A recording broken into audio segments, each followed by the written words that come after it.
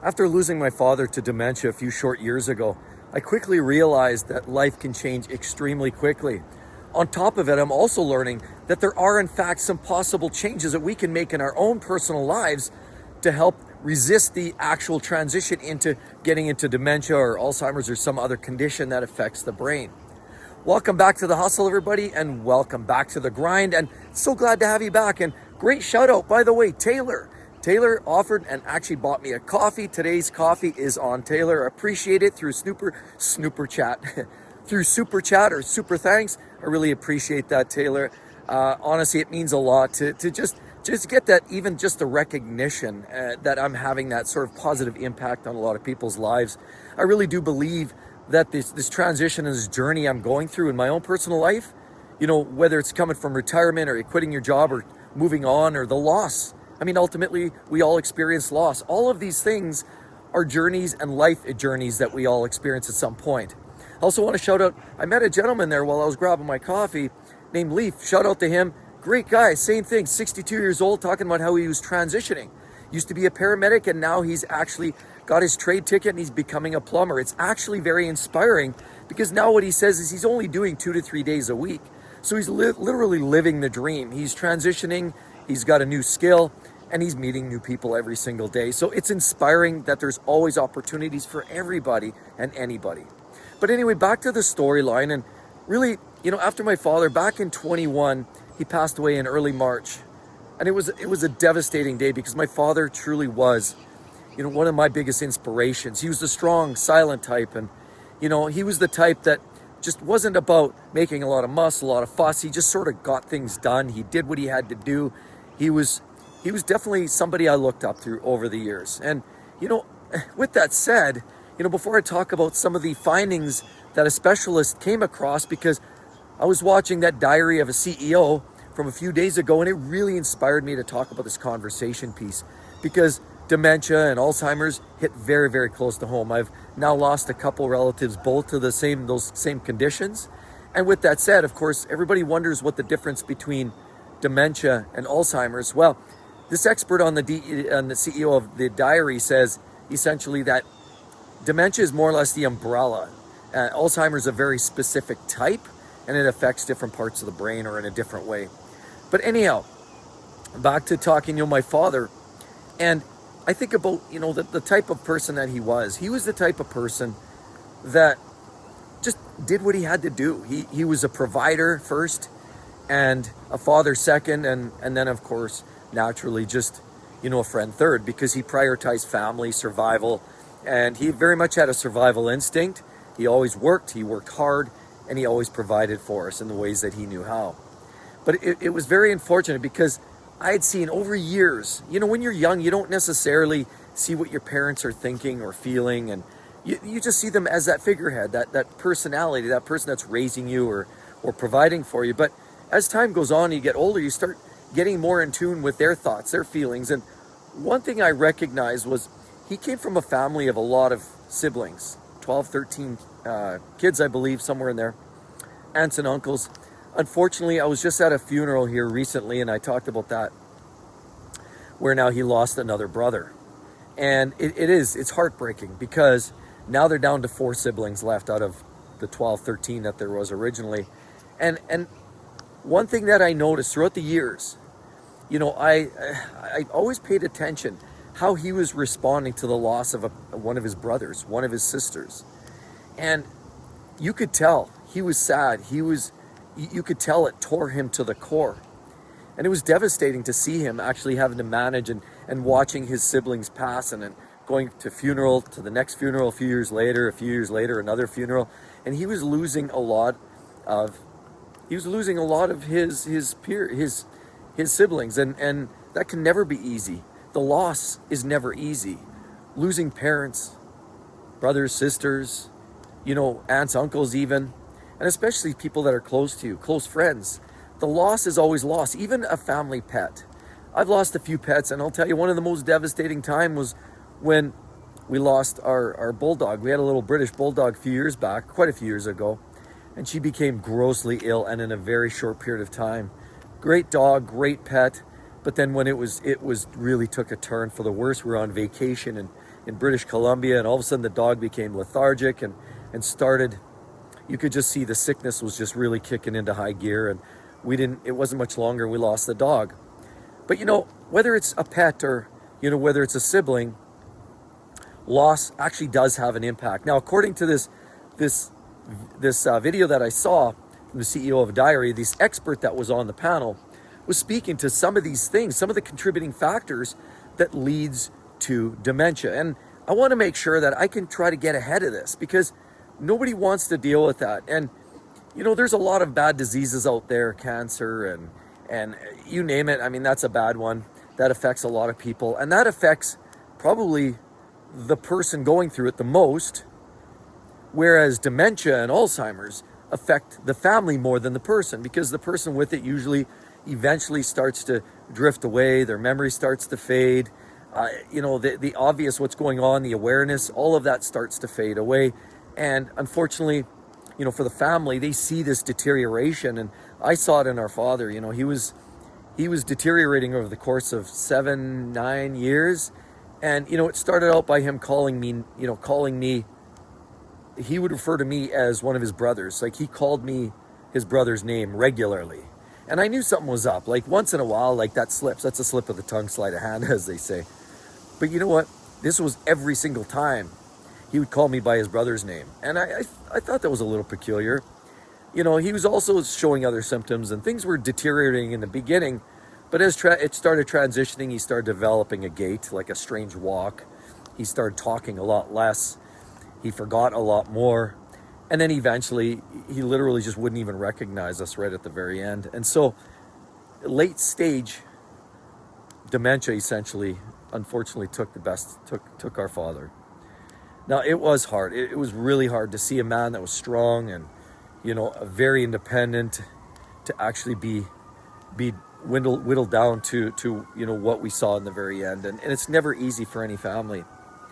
But one thing that I wonder if there isn't some correlation, because when I watched this video, that expert online basically said that there's many factors, and the unfortunate part is, while some experts say it's this or it's that, it's specific things and triggers, when in fact this particular expert believes that there's many different avenues to go down to the same result. One of them is loss, grief. Loss and grief will have a major impact.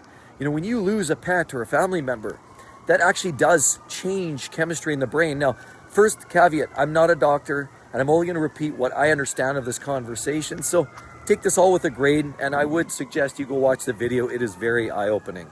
But with that said, I want to expand on kind of things that I learned from that. So grief does have an impact.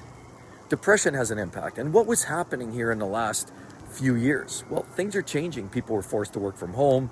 People were losing loved ones in old folks' homes they couldn't visit back in 2021. And all of these changes were impacting people.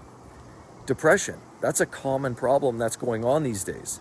But they say there's proof right now that depression actually ramps up and multiplies the possibility of getting dementia by 2 times in ladies and by about 4 times in men.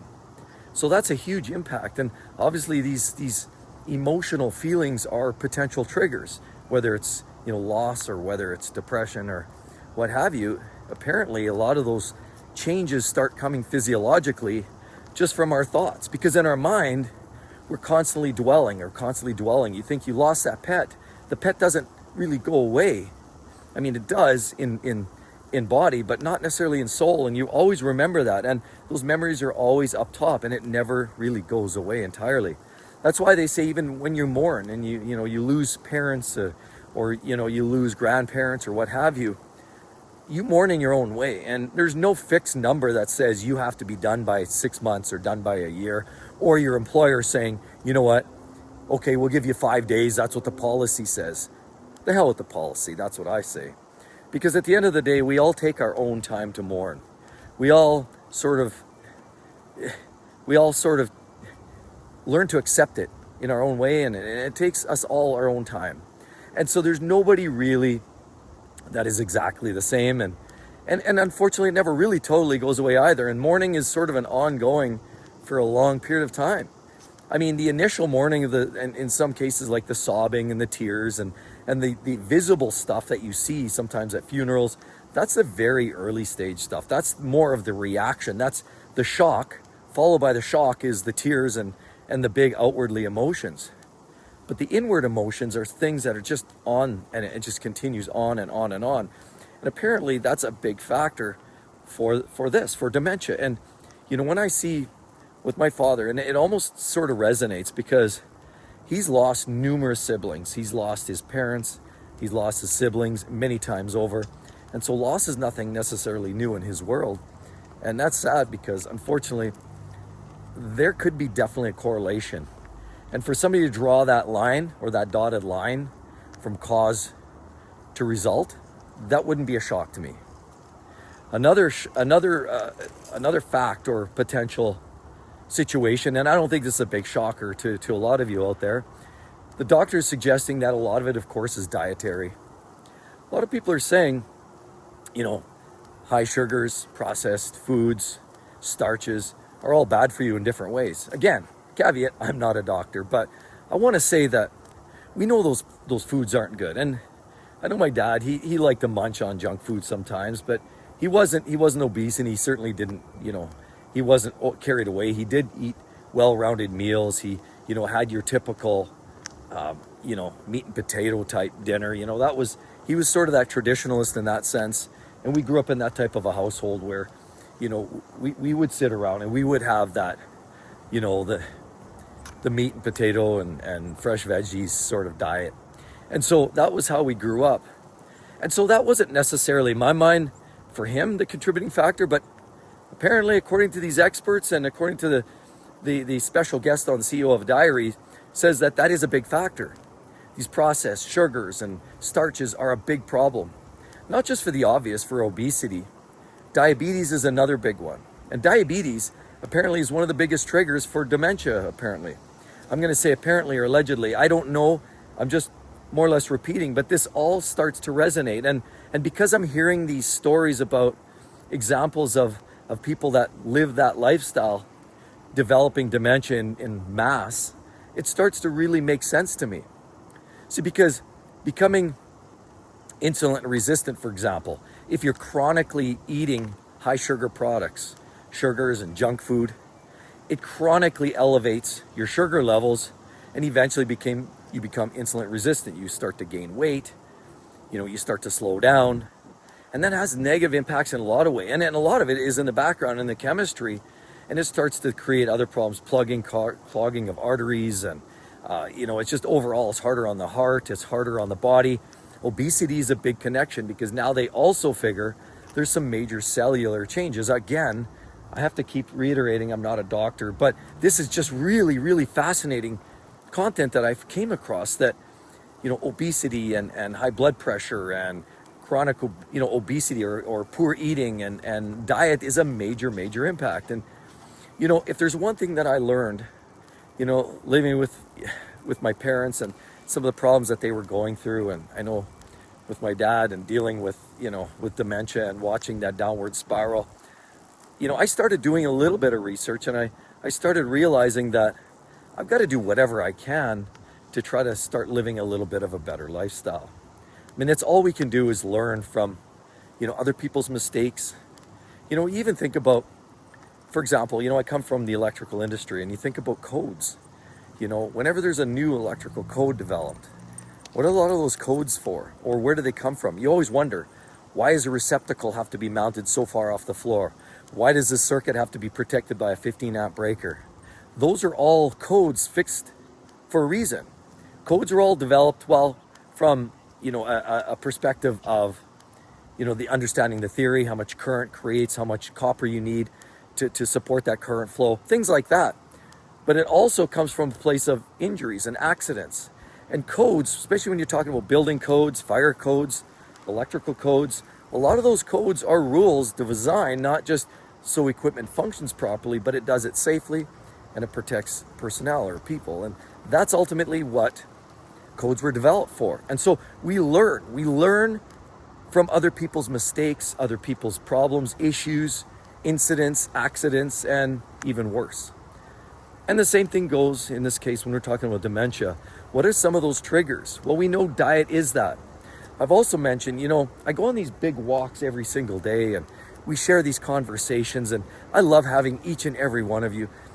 If you don't mind, maybe dropping a line down below. What's the best part of my videos? Like in general, what's the best part that you like about my videos? Is it the walk? Is it the weather? Is it my topics? What type of topics? I'd love to hear. It's a little feedback anyway. But I realized after both my parents went away that I want to do whatever I can to be around as long as I can for my kids. I've got now basically 4 grown adult kids, and one of them's just moved out. The other 3 are still in the house, and so it's great. I actually, it's a bittersweet, having them still in the house. You want to push them out of the nest, but at the same token, the fact is you're helping them transition, whether it's going through school or getting off their feet. We know the cost of living is extraordinary these days. But the point is, I want to be here as long as I can for them to help them out, get on their way and get on their feet. I want to be here for my spouse. I want to make sure that she has, a loving partner like I am, or at least I try to be as best as I can. But, I want to be around as long as I can. And I want to do it not just a long period of time, but I want to do it in a healthy way. Healthy life expectancy, they talk about, is only 62, 64 right now in North America. I'd like to push mine up to 70, 75, maybe beyond. If I never get grossly ill, that's even better. So what I start to realize, and I've talked about transitioning not just into doing more exercise, certainly walking, talking, but a big part is, and a lot of you, obviously, you see me holding the camera and you're like, how on earth can you talk with that camera up in the air for 30, 40 minutes sometimes? I know it's tough. I have quite the delts there now, you know it. But it's a lot of the diet. And so there's some more findings that came out of this study's research that shows that what you eat has a major impact. Diabetes, obesity is a big problem that not just impacts the body, but the mind as well. Obviously, they're saying that the potential for having a stroke is extremely high. Open sores, cellular changes, that sores don't heal as well. And that's not always a cancerous thing. It could be precancerous or something related even more so to just bad diet, bad blood, and the cellular changes going on in your body. All of those could impact things, your general health as a whole, not just your physical, but up here too. And so trying to minimize that impact, trying to reduce the amount of sugar, trying to not eat all the garbage food. We all got to live, and sometimes I like a snack like the rest of us, but just trying to reduce that. And so I've talked about going on a carnivore diet, and I've kind of been more or less carnivore for the last 1.5 to 2 years, but not truly carnivore. Some other people say go on the high fat diets. That's also a recommendation, because according to this study, being on sort of a heavy, like the natural fatty type diet can knock a significant amount of potential to get dementia right off the top. 20% as well, if you're on a carnivore diet, is a reduction in the possibility of developing dementia. But then on the other hand, consuming large amounts of, as they say, American type diet, high starch, carbs, sugars, and all that kind of garbage food that we often eat, rice, potatoes, and all the high fat and sugar content, instead of reducing it like caveman, like a caveman would typically eat something a little bit more natural, they're seeing reductions of typically 20% less, or reduces the chance of getting dementia. Eating like the typical North American diet actually ups your possibility of getting it by about 400%. It's obviously very earth-shattering to hear that, but it's not shocking in a lot of ways to see and hear that it's having an impact, not just on your body, but on your mind. And because I'm hearing such numbers, now I'm finally seeing a lot of studies actually putting these numbers on paper. It makes me realize that I want to live a long and as a healthy a retirement as I possibly can. And the last thing I want to do is just binge on some of the garbage food that we all have available to us, and try to focus a little bit more on a bit of a transitionary diet. Where I said I used to be more carnivore, I've been starting to slowly transition to something a little bit different. Carnivore, a little bit of the natural fats, and even more fruits and vegetables, which is something they call the paleo diet, which is something more caveman, more natural. Foods, vegetables, meats, proteins, fish are great, beans, you name it. But there's even more reasons why I want to go this route. I want to look after the health. I want to look after my physical health, my mental health, my sharpness, and all of those factors that keep you kind of with the program for many more years. And a lot of it is more than just physical health for me. We all think about me, and we have to think of, very few people really truly care about us, or, a lot of people we think we're friends, they really have their own worlds to live in. And if we assume everybody cares about what we have going on or care about us, then I think a lot of that is a little bit mistaken. But that said, with family and friends and those that are really close to us, we want to be there for them. And so the takeaway I see and how my father's changes in, his mind and the sharpness and the loss that he was going through due to the dementia and that type of scenario just really had me thinking that there's more I need to do. And what I want to do is make sure that not just am I here for my spouse, my kids, that I'm also not going to be, or as little as a burden as possible. The idea, of course, if all of a sudden, I start developing dementia and I start going downhill, I can't, all we can do is go with what we know. Like what we know today is there are some triggers. So I can try to reduce those triggers. At some point, we all get older and we do hope that we have, our close family around us and maybe the one or two good friends. But ultimately, it's really more about, I want to try to do my best to not be that burden, if I can help it in any way. Ultimately, we're going to wind up in a much worse state than we are today. I think that's a given. None of us are here forever. We know the average life expectancy, as they say, is 76, with ladies being up closer to 78, 79, and men being closer to 72. That doesn't give me a lot of years based on the law of averages. That said, I like to believe that I'm not the average guy either, and that typically the amount of exercise and the focus on eating a little better and avoiding booze and cigarettes is going to hopefully help extend a few more years. But there's no guarantees. There's definitely no guarantees in this life other than death and taxes. And so the idea of dementia isn't as simple and cut and dry as a lot of people assume it to be. We all experience, or many of us experience it. Many people have family members, an old, grandpa or an old aunt or uncle or somebody, or maybe even a spouse. Unfortunately, that's really hard, that is going through that or dealing with dementia in some way. There's no way any of that is going to be easy to deal with and manage and live with. But ultimately, we are there to stick by those that matter most. And that's those one or two close friends and our family. And whether it's me that gets something like that, or whether it's somebody close to me that does, God forbid, hopefully not, we're in this together. And know that if you're dealing with this, if somebody you know and love and is near and dear to your heart is dealing with this, that you're not alone. It doesn't make it any easier, because I understand it's certainly something that when you're in the moment, it becomes a very emotional experience, because when you walk in the room and they look at you, but there's sort of that glazed over look. There's lots of people cracking jokes about it and saying, unsensitive or lacking sensitivity by saying, hey, there's one positive in that. Every day's a new day. Every day you're meeting somebody new, whether you are or not. And, there's people joking about that. And sure, it's fun to make light, but it's never fun because, I've lost my father to that. My mom's mom as well. She had also unfortunately passed away to Alzheimer's. And so I can directly relate. And I know what it's like. And I know what it's like living with people that are constantly going back because they forgot something and they keep repeating it, or they keep repeating it and talking in circles.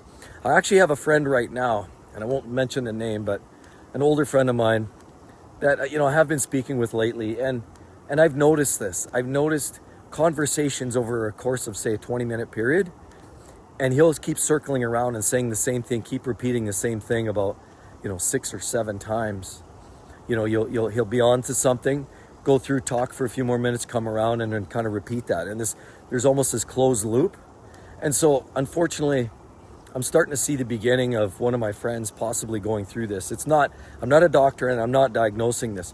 All I know is there are certainly some of the signs that I'm very familiar with because I've seen it and I've lived through that, and I've had family members live through this. And all I can say is, all you can do, the best thing you can do is be there, be supportive for them, make sure that they get the right help. If they, if they're not seeing doctors or they're not, kind of dealing with something that seems to be new and unfortunate, then the main thing is you want to make sure that you're there to at least support them and see if you can help them get the help that they need.